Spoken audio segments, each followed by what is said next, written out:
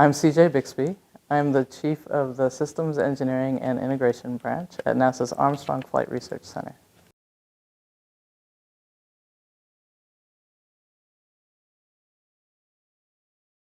I think there's a good chance that Armstrong will still be here in 60 years. I think we have a few things going for us. We have access to restricted airspace and the lake beds, and about 345 days of great flying weather. That gives us a lot of flexibility to do the kind of missions that we do. We have world-class capabilities in flight research and integration. Our mission here is to advance knowledge through flight. So basically what we do is we look up to get knowledge about the universe. We look down and sniff around to get knowledge about the Earth and the atmosphere. And we look at the thing that we're flying to advance knowledge about aeronautics. I don't think that all the mysteries of those three things will be solved in 60 years. I think we're actually kind of adding to mystery at this point. So I think there's a really good chance that the kind of thing that we do here will still be really relevant, and that we'll still need to fly machines in relevant environments to get that kind of data. So I think we'll still be here, and I think we'll be vibrant, robust contributors to the knowledge base.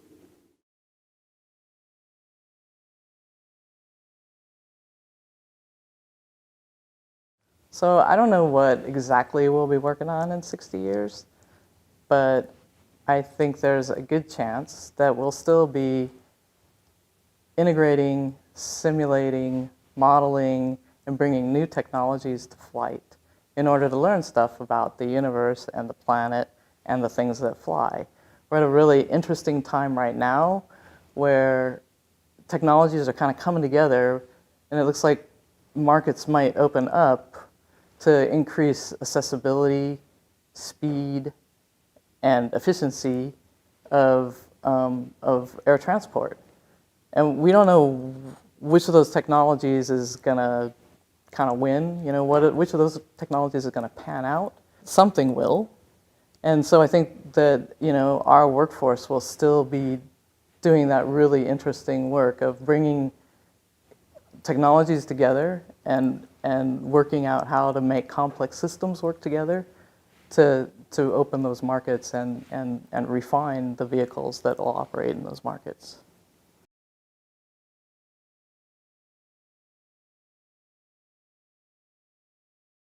A visionary from 60 years ago would be both amazed and a little bit disappointed.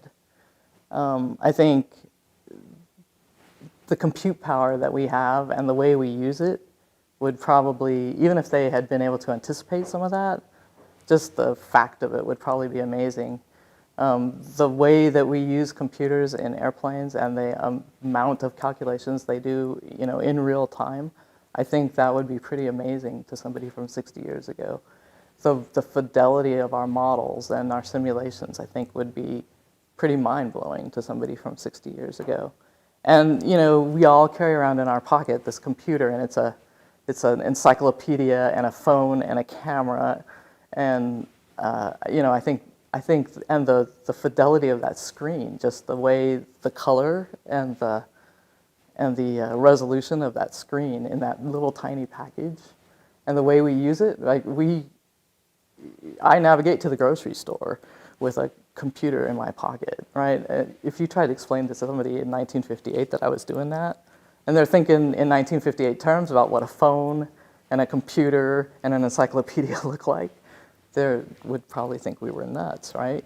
So I think that part would be amazing. I think the thing that would be a little bit disappointing is that we don't have flying cars, and we don't, and a lot of our technology maybe hasn't accomplished what you might have hoped it would accomplish. I think it's human to think that technology is going to solve a lot of human problems, and we still have a lot of stuff that we're dealing with that our technology hasn't solved, and sometimes our technology exacerbates problems before it solves them, right? So I think that would be a little bit disappointing. We still do a lot of our work. We do it a little bit by rote sometimes. We have rote process.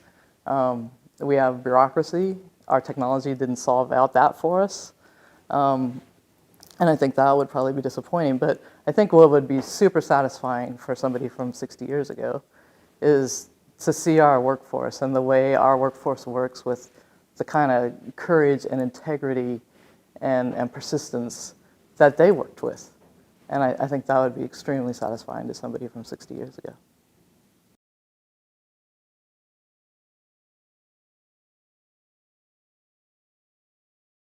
I think Armstrong's workforce in the next 60 years will look a lot like they do today. They'll be generalists, they'll be innovators, they'll be integrators.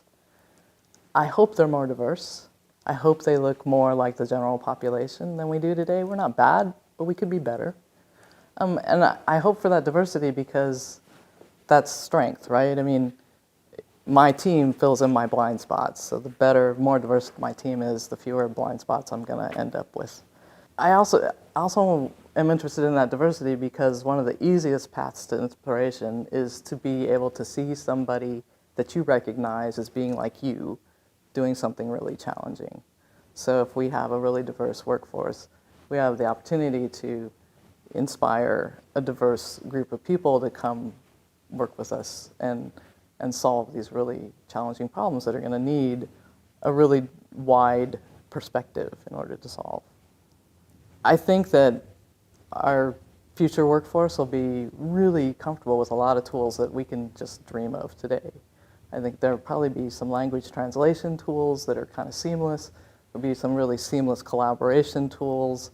They'll just be, and maybe even some digital coworkers, right? And they'll be able to interface with these machines and these algorithms in a way that we can't do today. We don't do a good job of parsing up human-machine tasks right now.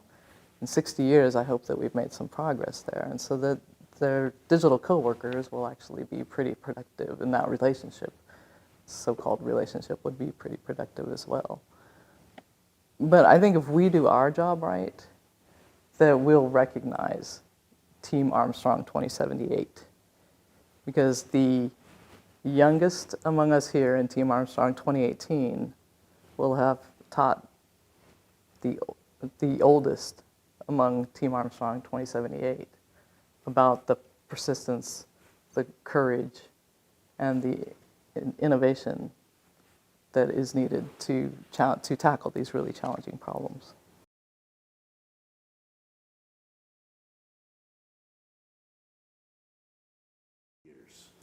So in terms of the facilities, I think they'll look a lot like they do now on the outside, but they'll be more powerful on the inside, I hope.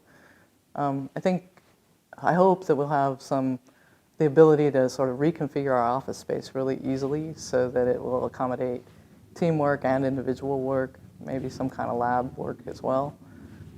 I hope that we have really seamless collaboration tools. I imagine that a lot of us will continue to show up here, but our work has always been about partnerships, and we'll need really seamless tools to collaborate widely. I think that there's some really interesting things happening right now. We're kind of on the cusp of some really interesting data storage and retrieval. And I hope that that enables us to get rid of paper. So I hope that in 2078, some of our younger coworkers have not seen a piece of paper in the workplace. I also hope that we figured out how to configure personal devices and professional devices really easily so that we can protect our personal information and the government's information. And I hope that we continue to expand our capability to care for each other when we're here, so that we have sort of world-class medical facilities and gyms and opportunities to rest and recreate and healthy eating options for our world-class workforce.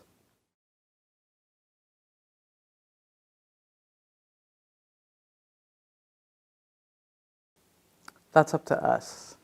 A lot of people from my generation wanted to work at NASA because we saw moon landings on TV. We saw people really pushing the envelope in every sense to do something really difficult. And if we approach our challenges the way the Apollo generation approached theirs, if we choose to explore boldly as one, then people now and in the future will be inspired by that, and they will want to have been here to contribute.